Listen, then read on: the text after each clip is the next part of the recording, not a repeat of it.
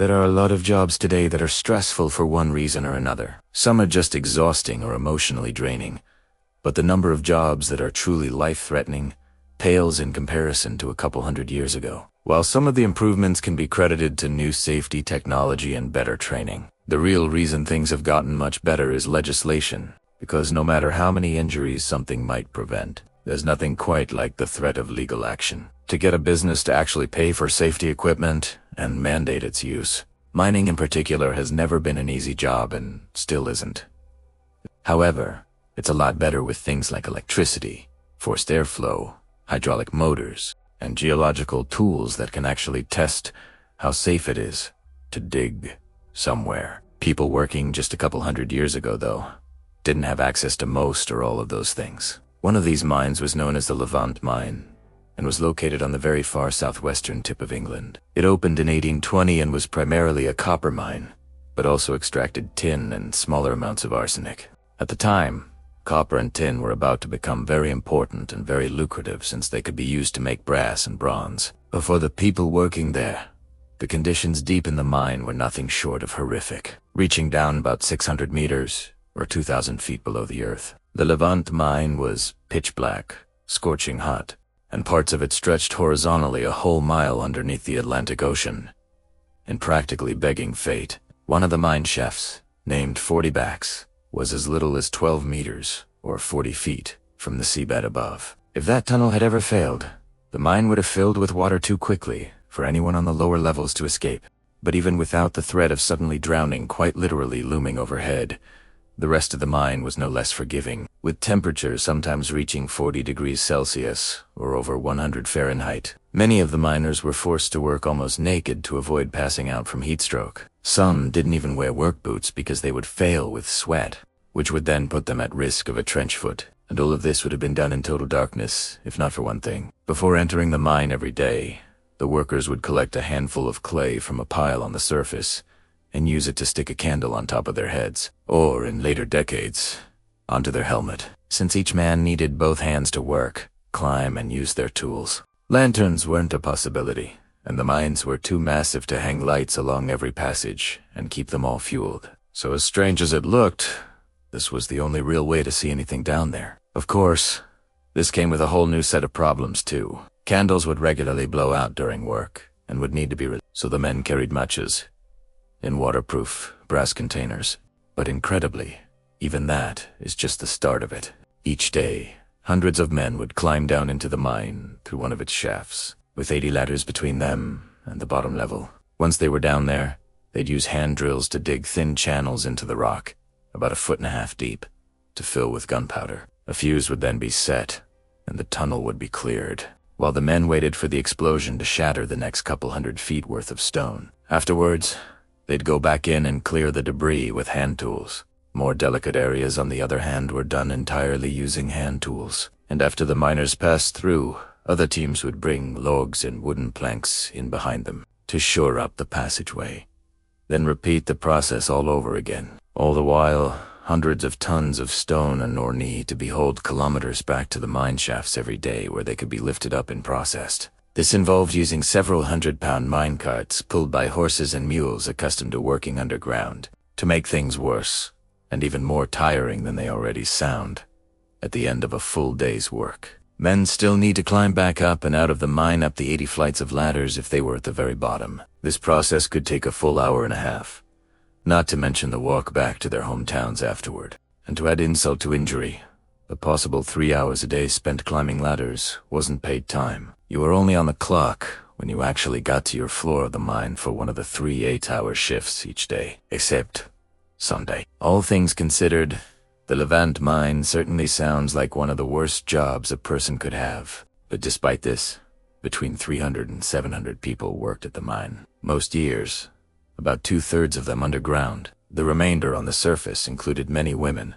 children, and men with injuries that kept them from working down below. Their jobs were to break up the ore into fist-sized chunks with hammers and sorted by Type 4 processing. And those who did work down below could be as young as 14, and included many people who were desperate and couldn't find work elsewhere. It also was an uncommon for exhausted men to fall from the ladders at the end of their workdays, and even more injuries were caused by loose gunpowder wafting into the air and igniting on the workers' candles, blinding them or setting off premature explosions. Afterward, men who were unconscious or too injured to make the climb back up would be hauled up with ropes, or later on, one of these skips, which were a pair of buckets that had their own dedicated shaft for lifting stone and ore out of the mines. By 1840, engines were starting to become a little more common and began to be used in the mine, and this is how those skips were powered. Basically, these two buckets moved along vertical tracks inside of a mine shaft, with a cable linking both of them over a pulley at the top. So when one went down, the other came up. This meant that the steam engine powering them only needed to generate enough power to move the ore itself, and not the skips, since they would counterbalance one another. Then, in 1857, 37 years since the mine's operation, there was another new innovation. A new system was installed for the workers to get in and out of the mine. This new system would come to be known as a man engine. A man engine was like a vertical conveyor belt or lift system with platforms for the men to stand on. It required that a 1,000-foot wooden rod be inserted into the mine shaft. Then, every 12 feet, there was a little wooden platform attached to this rod and a handlebar at chest height. Then, at the top of this rod, at the surface, there was an engine which lifted the rod up 12 feet and then lowered it back down 12 feet. So the miners would wait for the platform to come down, step onto it, and be raised up 12 feet. Then at the highest point, they would step off onto a platform attached to the mineshaft wall. Then they wait for the next platform to come back down before stepping back on and repeating the process 137 more times to reach the surface from the very bottom. Now, obviously, this sounds insane, and it was. But when the alternative was to climb 80 ladders, it's also easy to see why the workers were actually happy about the new machine. Compared to the hour-and-a-half climb up the ladders, the man engine only took half an hour and was a lot safer for the exhausted miners in the long run. Though the danger of missing a step and falling was still there, it was an improvement for 1857. And even saw reduced rates of lung and heart issues, and extended average lifespans for workers in mines that had them. And thanks to a series of gears, the engine was able to move the full 24-ton weight of the loaded rod with only 30 pounds of steam pressure per square inch. So regardless of how unusual it seemed, the man engine really was an improvement. On the other hand, the problem was that already by the 1850s, the first recognizable modern elevators had begun to be used, and even among similar man engines, the Levant Mine Engine was sort of primitive. It only used one moving rod as opposed to two, which effectively doubled the time it took to reach the top or bottom because half the time was spent waiting on stationary ledges instead of stepping to a second moving rod. Additionally, it used a type of engine that could be choppy and unreliable. This was later replaced in 1893. But by then, the man engine was practically ancient technology anyway. But, despite this, it continued to be used for almost another 30 years. By 1919, 62 years of constant use had worn down components, rotted wood and heat and moisture of the mine shaft, and put the machine under the stress of millions of repetitions, carrying as many as 130 people at a time. On October 20th that year, the morning shift was winding down and miners were packing up and starting to make their way back to the surface around 3 p.m.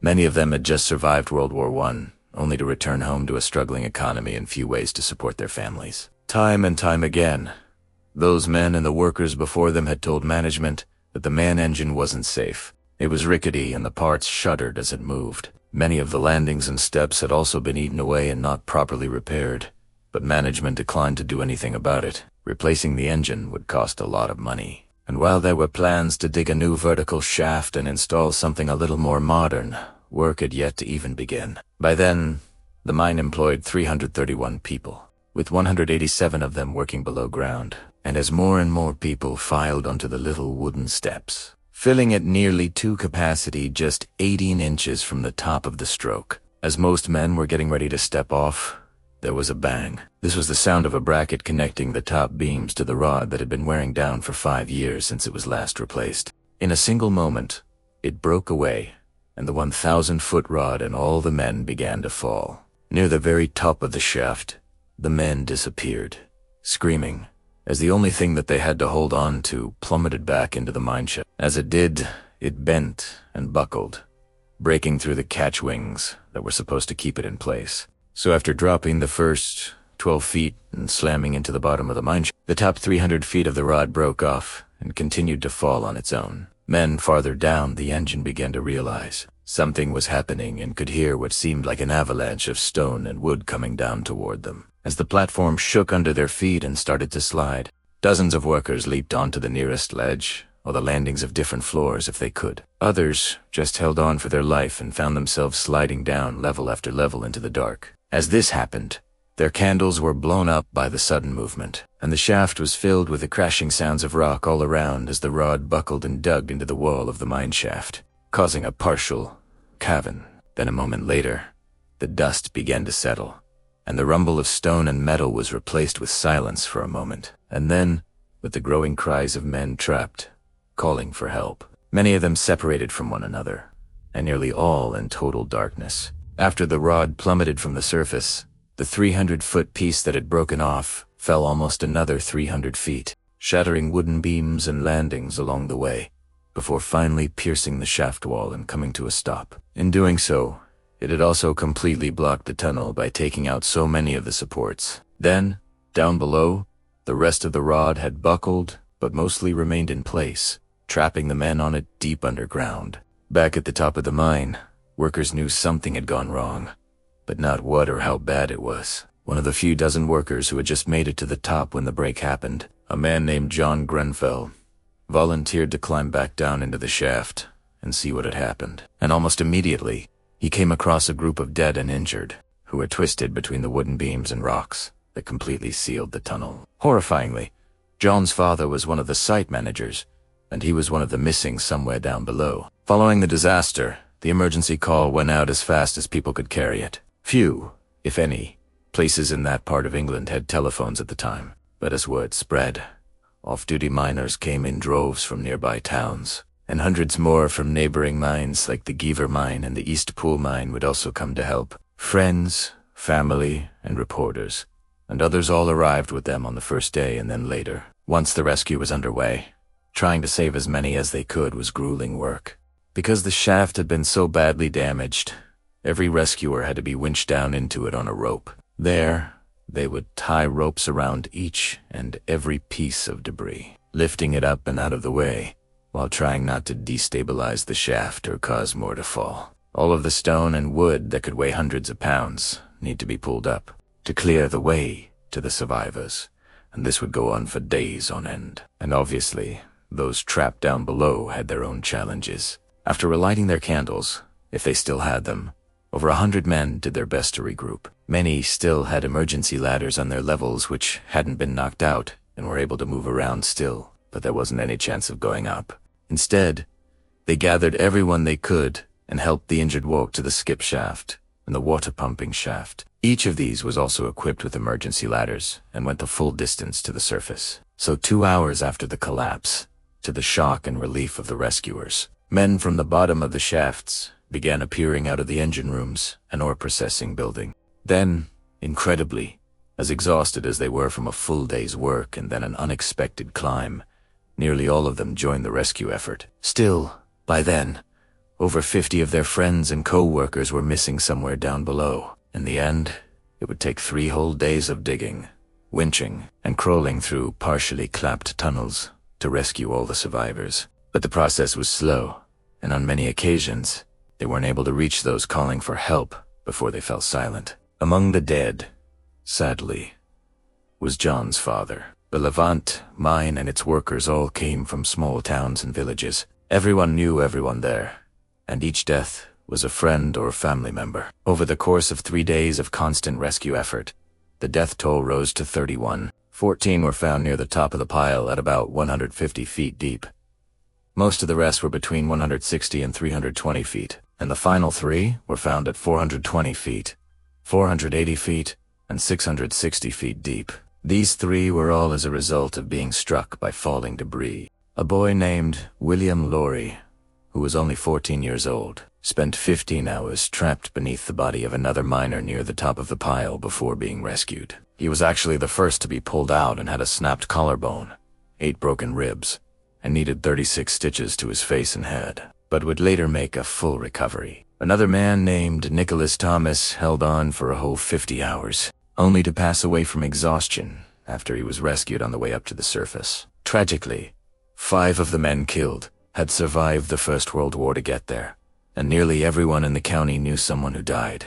This was devastating for the local communities. In addition to those who passed away, 19 miners suffered serious injuries of some kind, and not all of them were physical. A miner named Ralph Ellis was a veteran of World War I, whose foster father was among those who was killed in the disaster. The next year, in 1920, Ralph was one of the first to arrive at another mine accident, which resulted in the deaths of 4 others. This was the final straw for Ralph, and afterward, he suffered a break and was never the same. An investigation following the collapse found that the bracket at the top of the rod which had broken was improperly made. The metal had internal faults, and that led to the controversial decision to label the event an accident. This removed all liability from the owners, despite the fact that no other mine in all of Cornwall was still using a man engine except the Levant. All of the rest had moved over to more modern, safer systems. This then left the families involved without any financial compensation, and many were forced to move out as they became unable to afford the rent of their houses. To try and offset things, a disaster fund was set up, and people throughout the entire county contributed, hoping to raise £15,000. The mine's insurance company even paid out without the owners being found criminally responsible, and support and donations poured in from officials, news organizations, and local businesses. An anonymous author even wrote a poem about the disaster, sold for 2 pence each to contribute to the fund, but it could only stretch so far and obviously couldn't bring anyone back. The mine itself continued for a few years until 1930, but it was a shadow of its former self. The price of tin in the post-war economy and then the 1930s depression made it impossible for the man engine to be replaced with a more modern system. In 1967, the mine's beam engine came into the care of the National Trust, which is a conservation agency and was maintained as a historical piece. Other parts of the mine have been gradually rebuilt, and the surface were brought back into working condition as historical pieces. The Levant mine remains open to the public to this day, but the underground portion is firmly sealed shut.